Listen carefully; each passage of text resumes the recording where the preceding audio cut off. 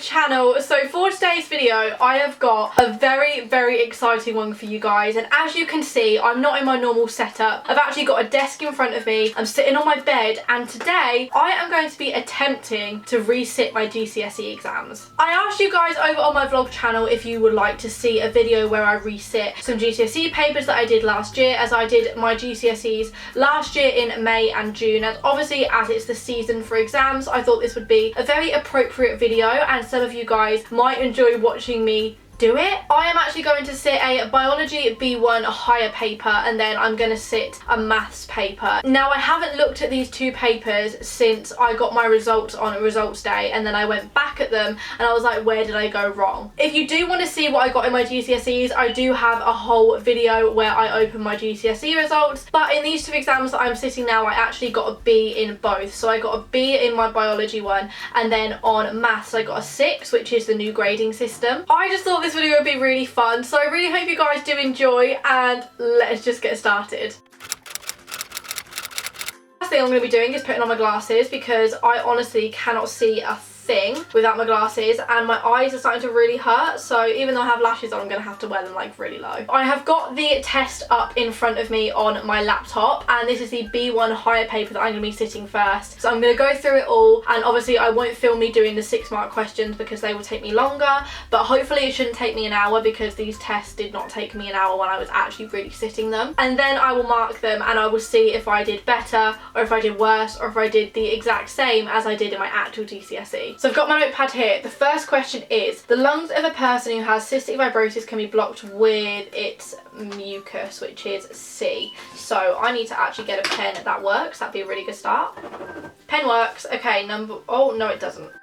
So the first answer I think is C. Explain why a person who has cystic fibrosis may have more lung infections than a person who does not have cystic fibrosis. I mean, I think I remember this, but I probably don't. Isn't it like the mucus gets stuck? Or like more mucus is produced, making it harder for them to breathe? I don't know, I really cannot remember the answers to these. Use words from the box to complete the following sentence. A person who has cystic fibrosis may lose weight because what? Because enzymes, it's enzymes, I know that, because the enzymes that digest insoluble food molecules are restricted from leaving the large intestine. I want to say it's the large intestine, but it's probably not. Oh, we've got a Punnett square. Okay, complete the Punnett square to show the inheritance of cystic fibrosis when both parents are heterozygous AA for cystic fibrosis. Okay, I think I can do this. So it goes AA, 2 big A's, and then 2 little a's. This was something that I sweated back when I was sitting my exams. Cystic fibrosis was carried, is it by the dominant or is it recessive? I think they're both recessive, so I think the percentage that it will be born with the gene is only 25. It's either 25% or 75% depending if it's dominant or recessive. I'm going to put 25%, but honestly I can't remember. Question number 2 is on infection. Now, which statement about the graph is correct? Honestly, I really do not know. I'm just going to take an absolute guess. I'm going to say it's C, but it really might not be. Calculate the difference between the number of people diagnosed as HIV positive in 2005 and in 2011. No thank you, I think we might skip that. Suggest a reason for the difference.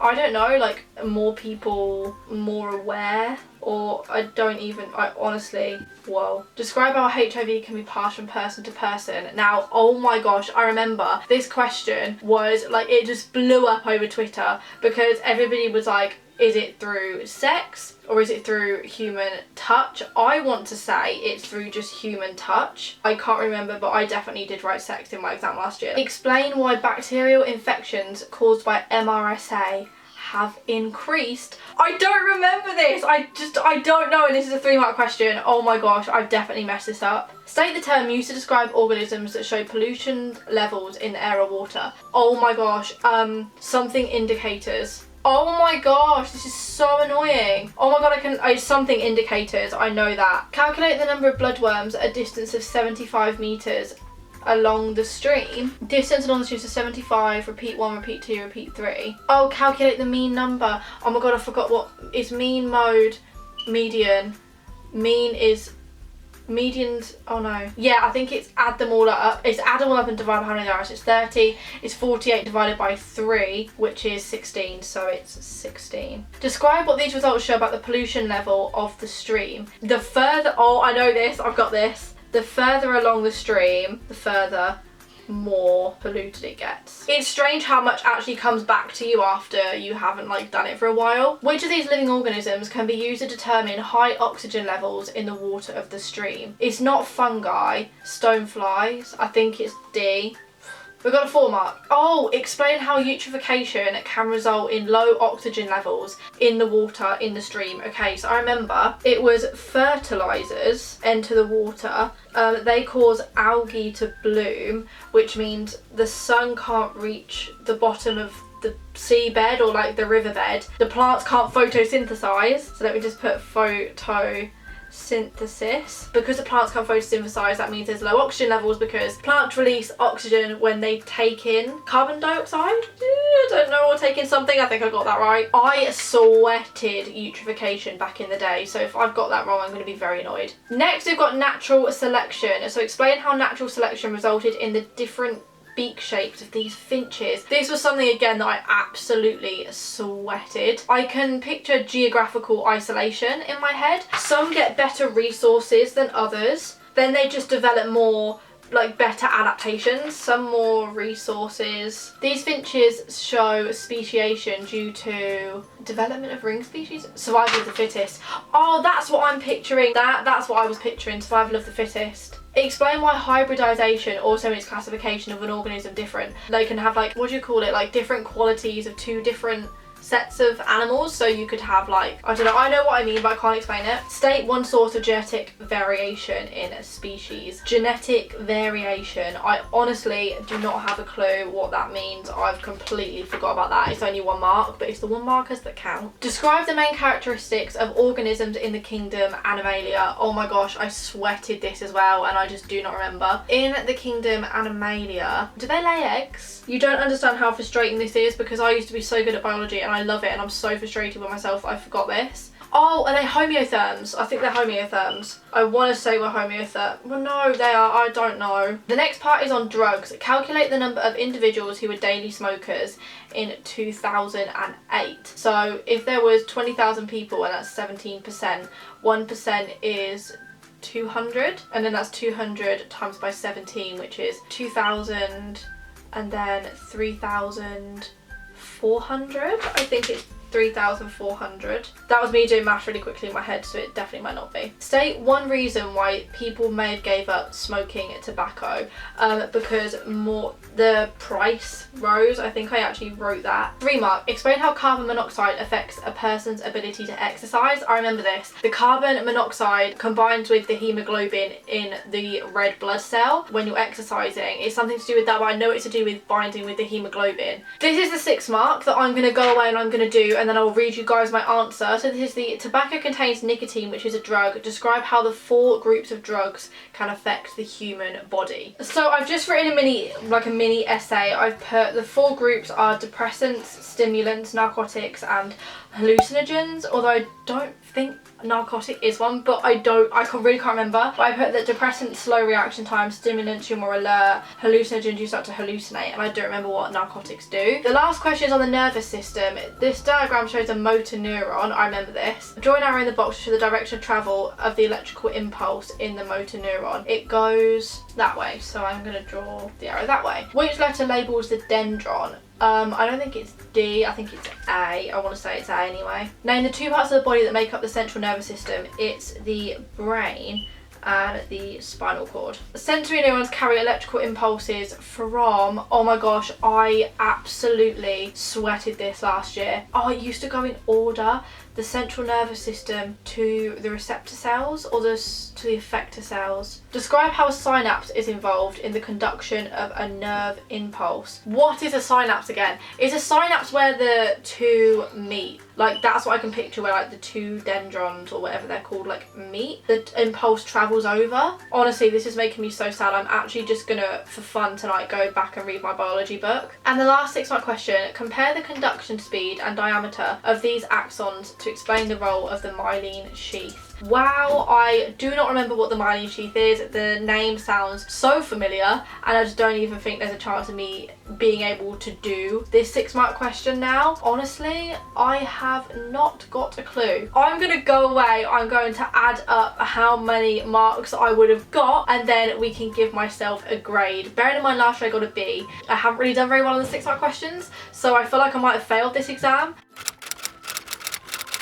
I have just finished counting up the marks and marking my paper. So the grade boundaries to get a C was 26, and then to get a B you needed to get 39, and I actually got 36 marks. So I was 3 marks off getting a B, which is the grade that I got last year. Bearing in mind I didn't attempt the last 6 mark question, I missed out a 3 mark question, and I didn't do one of the maths questions. So if I'd have done those, I might have actually got a B or even done better than I did last year. I'm really proud of that. Even though my answers weren't as in detail as I wanted them to, I could get my answers on the mark scheme. Like, they were quite easy on the mark scheme for last year for B1, so that's insane. Like, I'm so happy with that. Even though I got a C and personally I would have loved to have got a B again, I'm very happy with the fact that a year down the line I was only 3 marks off getting the same grade, and I can still remember a fair bit.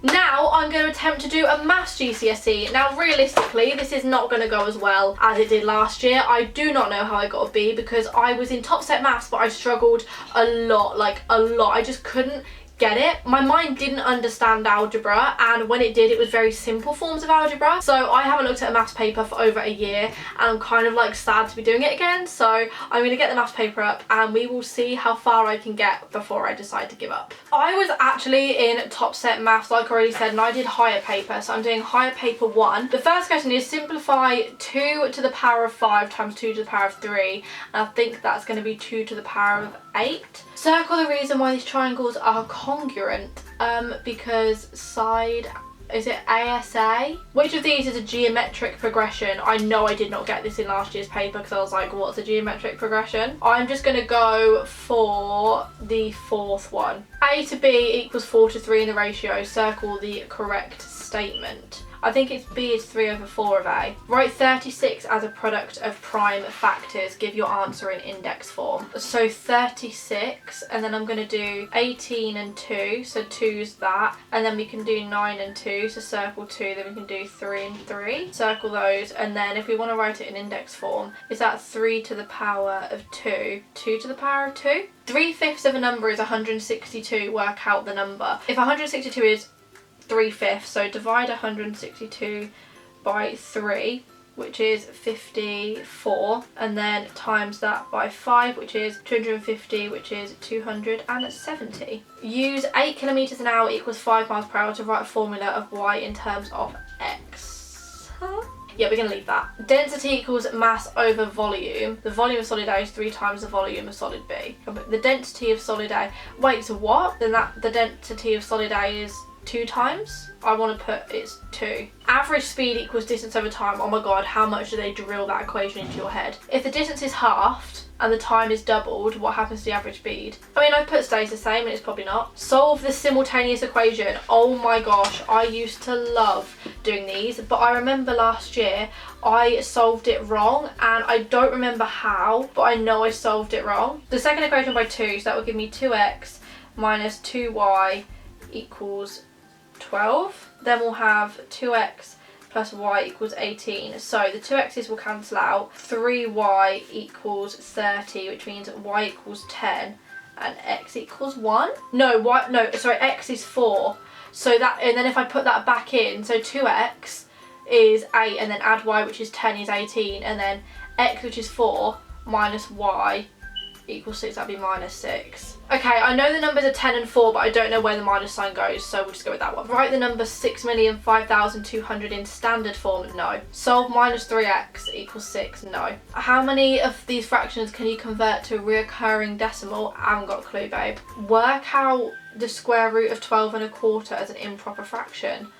What? How did I even do this? I'm literally looking at this and this makes me so sad because I just can't do this. And I'm at the end of the paper and I got as far as like question 10 without, not gonna lie, like if I proper put my head down, I might be able to do it. But okay, I'm going to go on the mark scheme and I'm going to see if I got these answers right that I actually did. I can do like simple like additions, like subtractions, times, and I'm quite quick at like that type of maths. But anything else when it comes to like algebra, my brain just didn't click with. And triangles as well, and like sin, cos, tan, brain didn't click with that.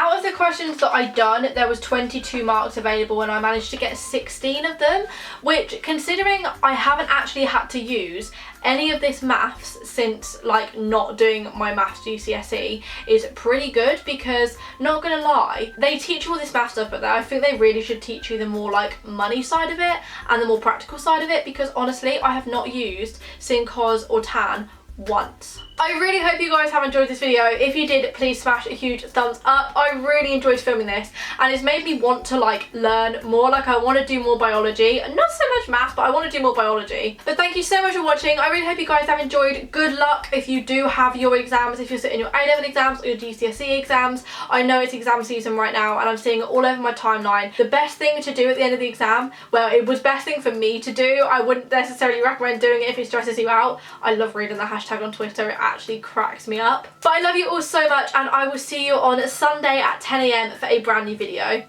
Bye!